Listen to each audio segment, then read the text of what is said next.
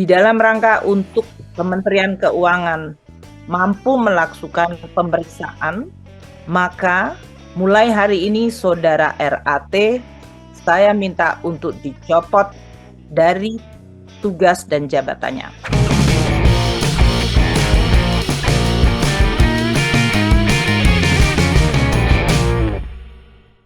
Ya, jumpa lagi di konten saya. Lagi ramai soal kasus penganiayaan yang dilakukan oleh seorang pemuda yang bernama Mario Dandi Satrio.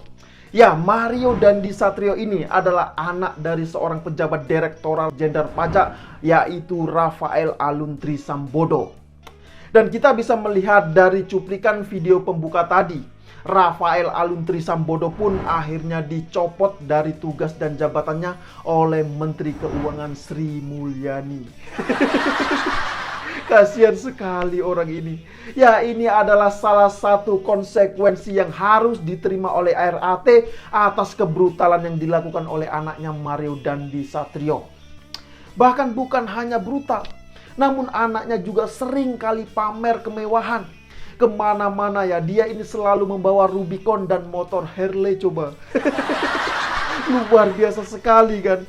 Bahkan dari data laporan harta kekayaan pejabat negara atau LHKPN yang dilaporkan ke KPK, RAT ini memiliki kekayaan sebesar 56 miliar rupiah. Nah, dalam LHKPN yang terakhir disampaikan atau dilaporkan ke pihak KPK, Rafael diketahui hanya melaporkan mobil sedan Toyota Camry senilai 125 juta rupiah. Nah, selain itu, Rafael juga melaporkan memiliki mobil Toyota Kijang senilai 300 juta rupiah. Jadi untuk motor Harley dan Jeep Rubicon yang nilainya berkisar 1,5 miliar rupiah itu tidak dilaporkan ke dalam LHKPN.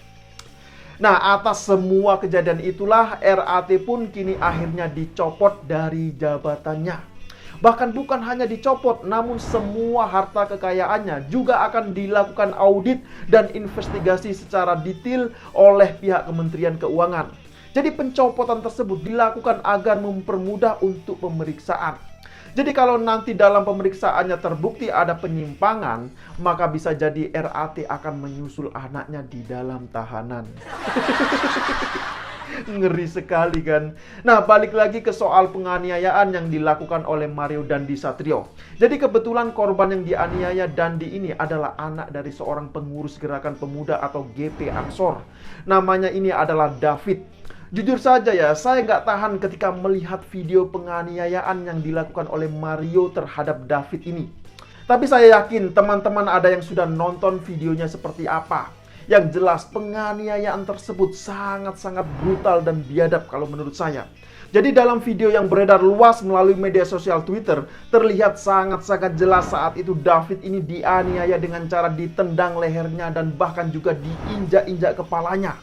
Bahkan pemukulan terhadap David itu bukan hanya dilakukan sekali, namun berkali-kali. Lah ini kan ngeri sekali.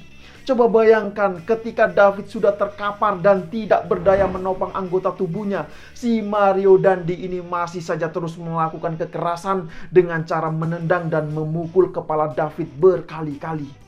Jujur saja ya, saya nggak tahu setan apa sebenarnya yang sedang merasuki jiwa dan pikiran Dandi saat itu. Bayangkan saja orang sudah terkapar dan tidak berdaya, namun ya masih saja dipukuli dan dianiaya sedemikian rupa. Lah ini kalau bukan biadab terus apa coba? Bahkan kondisi David sampai saat ini, sampai detik ini masih koma belum sadarkan diri. Dan berdasarkan dari rekaman video, ternyata diduga kuat ada peran wanita di balik penganiayaan yang dilakukan oleh Mario terhadap David. Ya, seorang wanita itu diduga adalah pacar dari Mario Dandi yang berinisial A. Umurnya ini sekitar masih 15 tahun, jadi masih tergolong sangat muda lah. Tapi meski masih 15 tahun, namun wanita yang berinisial A ini sudah bisa membuat Dandi masuk penjara. Dia juga bisa membuat ayah si Dandi ini dicopot dari jabatannya di Dirjen Pajak coba. Bahkan dia juga bisa membuat jajaran di Kementerian Keuangan menjadi panik. Ya, memang luar biasa sekali wanita berinisial A ini. Namun demikian, peran dan keterlibatan perempuan ini masih didalami oleh pihak kepolisian saat ini.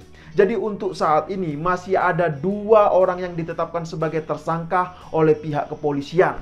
Ya, selain Mario Dandi Satrio, satunya lagi ini adalah teman Dandi yang berinisial S. Nah, apakah wanita yang berinisial A juga akan ditetapkan sebagai tersangka di kemudian hari nanti? Ya, kita lihat sajalah nanti perkembangannya seperti apa. Yang jelas ya, kasus ini harus terus dikawal bersama. Perlu dicatat juga bahwa ini adalah masalah kemanusiaan, bukan masalah politik. Dan yang membuat saya heran adalah mengapa kejadian ini masih saja dipolitisasi oleh sebagian dari pendukung Anies Baswedan. Bahkan ada juga yang mengaku sebagai relawan Anies Baswedan, namun ternyata dia ini malah memfitnah Menteri Agama Gus Yakut. Coba bayangkanlah, ini kan parah sekali. Ya, sebut saja namanya ini adalah M. Hasibuan. Jadi ceritanya itu begini. Menteri Agama pada saat itu memposting fotonya saat membesuk David di rumah sakit. Nah, postingan tersebut kemudian diberi narasi, anak kader anakku juga, catat ini. Begitu narasi yang ditulis oleh Menteri Agama Gus Yakut melalui postingannya di akun media sosial Twitter. Nah, si Hasibuan pun kemudian memfitnah Menteri Agama dengan cara pura-pura bertanya. Katanya, pernah kumpul kebo dengan istri kaderku? Begitu pertanyaannya. Dan tidak lama kemudian, si Hasibuan ini pun langsung didatangi oleh Banser. Ngeri sekali kan? Dan tahu gak ujung-ujungnya apa? Ujung-ujungnya dia pun akhirnya meminta maaf dan berjanji tidak akan mengulangi kesalahannya lagi. Memang parah sekali pendukung dari Anies Baswedan ini. Ya, hal ini semakin mengingatkan saya bahwa perilaku pendukung mewakili sifat yang didukung. Nah, jadi kalau ada pendukung yang memalukan seperti itu, artinya apa? Artinya mereka ini sedang mewakili sifat dari Anies Baswedan itu sendiri. Bener gak? Nah, terus siapa yang rugi? Ya Anies Baswedan lah. Nah, jadi gimana? Apakah sampai di sini sudah paham semua? Ya, silakan berikan komentarnya di bawah. Ya, saya kira demikian dululah opini singkat Okidum kali ini. Semoga kasus penganiayaan yang dilakukan oleh Dandi ini bisa mendapatkan keadilan. Jangan sampai ada pihak yang beranggapan bahwa hukum ini selalu bisa dibeli layaknya Rubicon dan motor Harley. Jadi mari kita kawal terus kasus ini. Kita doakan juga semoga David bisa segera menjalani masa-masa kritisnya.